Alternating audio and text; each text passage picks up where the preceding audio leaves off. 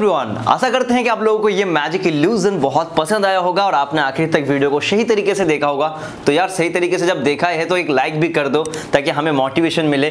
और गाइज अगर आप ऐसा ही नया नया मैजिक ट्रिक्स इल्यूजन देखना चाहते हैं तो हमारे चैनल को सब्सक्राइब कर सकते हैं और नोटिफिकेशन को भी ऑल कर सकते हैं और कॉमेंट भी करके बताना आपको ये कैसा लगा। चलो मिलते हैं नेक्स्ट वीडियो में, तब तक के लिए नमस्ते।